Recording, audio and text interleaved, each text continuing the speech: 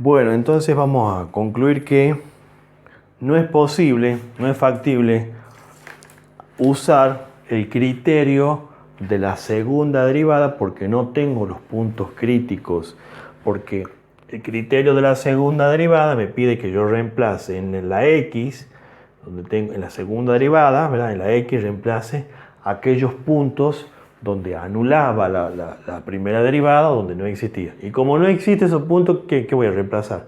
No puedo reemplazar, acá sí no puedo reemplazar cualquier punto, porque la información que yo estaría obteniendo sería en realidad los intervalos donde la función es cóncava hacia arriba o cóncava hacia abajo. Y ese es otra cosa, no tiene nada que ver, ¿sí?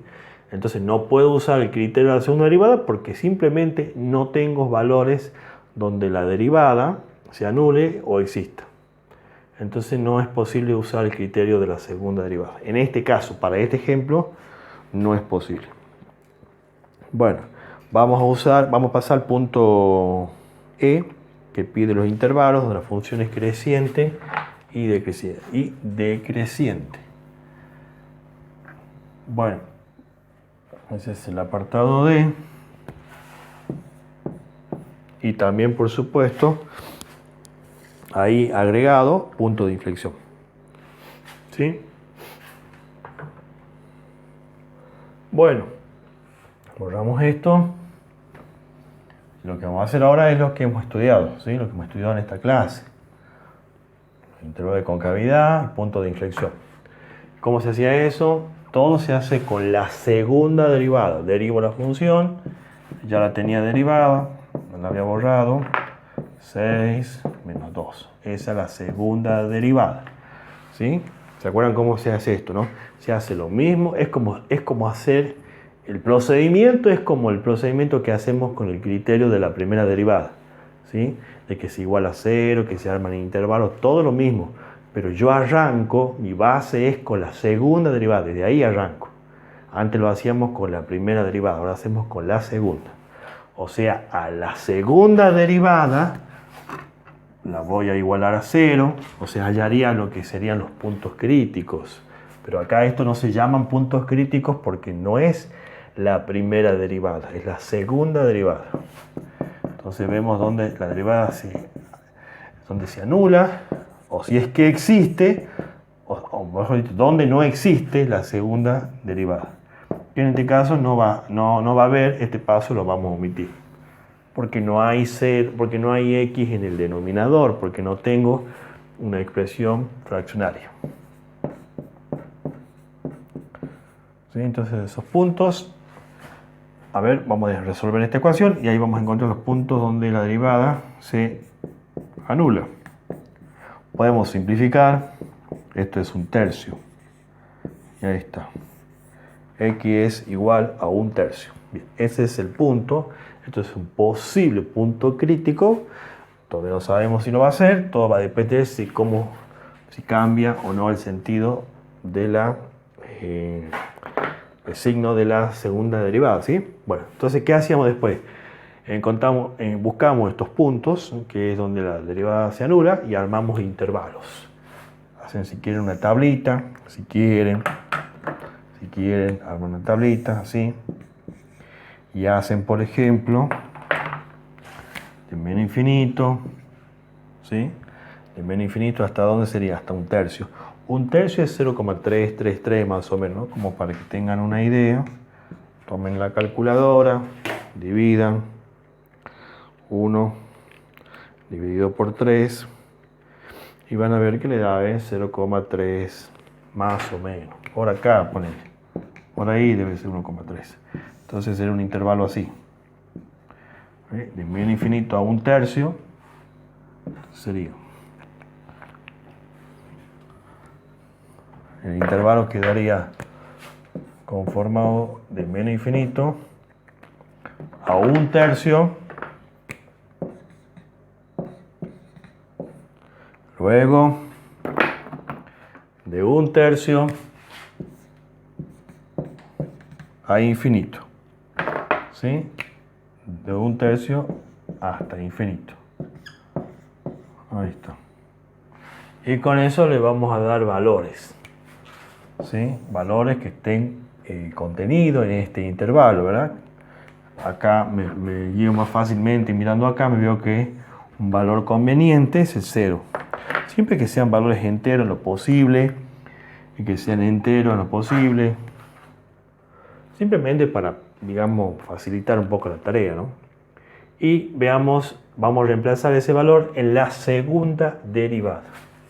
O sea, yo voy a calcular el valor, en este caso voy a particularizar para 0, y lo único que necesitamos, que precisamos saber es solamente el signo, si es un número positivo o es un número negativo.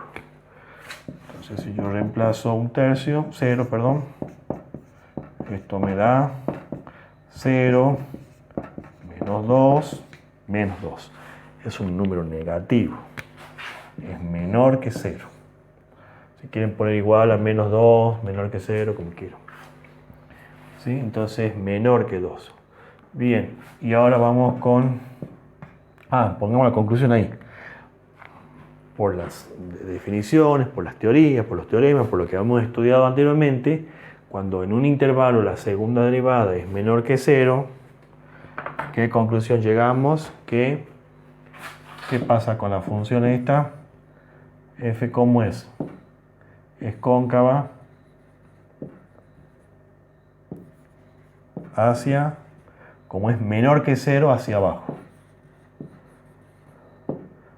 Y aclaré, indiquemos dónde. En menos infinito a un tercio.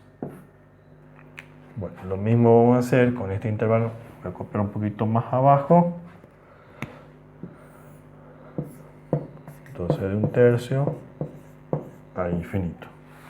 Hacemos el mismo análisis. Sería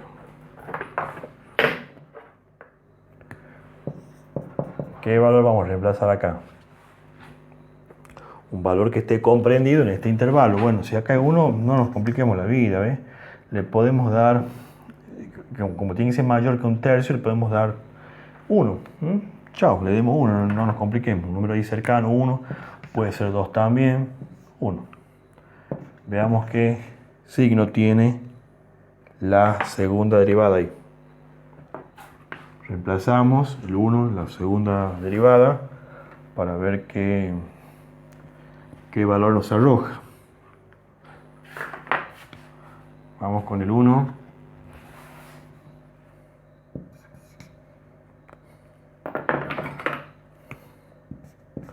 (6 por 1 menos 2).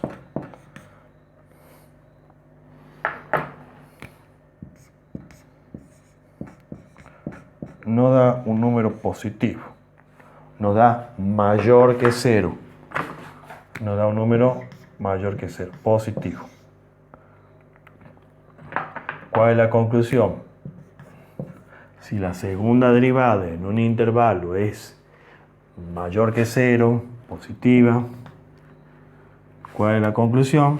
Que la función en ese intervalo es cóncava, f es cóncava hacia arriba, ¿sí?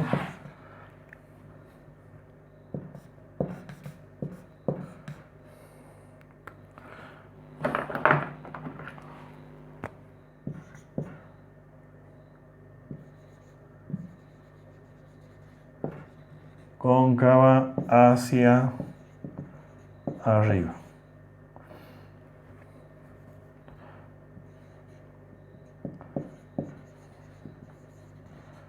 Indiquemos dónde. En el intervalo, siempre hay que poner en qué intervalo. Un tercio a infinito.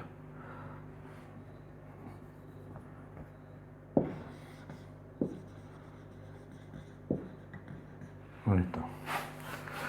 Bueno, ¿y qué podemos decir del punto de inflexión? Presenta punto de inflexión. En las teorías habíamos explicado que para que la función tenga punto de inflexión, ¿qué tiene que pasar?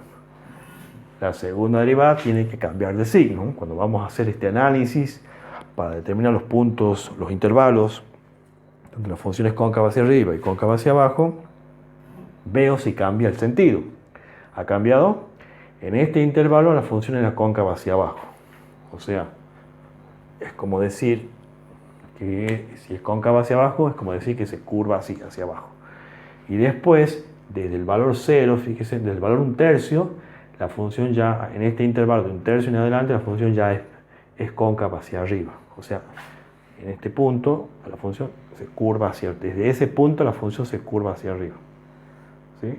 Y ese punto, ¿qué coordenadas tiene? Y es ese. Siempre es el valor ese que me aparece ahí en los extremos de los intervalos. Es ese. Es ese que está ahí. Es 1/3. ¿Sí? Ahí en x igual a 1/3, la función presenta un punto de inflexión. Pero lo vamos a escribir como corresponde.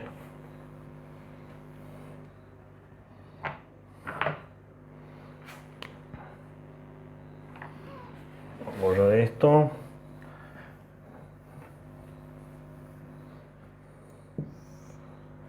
Vamos a decir que la función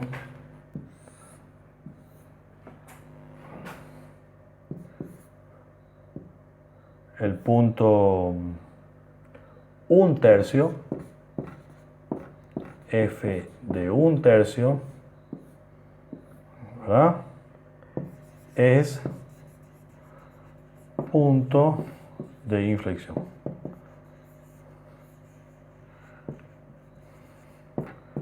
De f, si quiere, ¿no? De la función. ¿Estamos? Porque ahí cambió el sentido.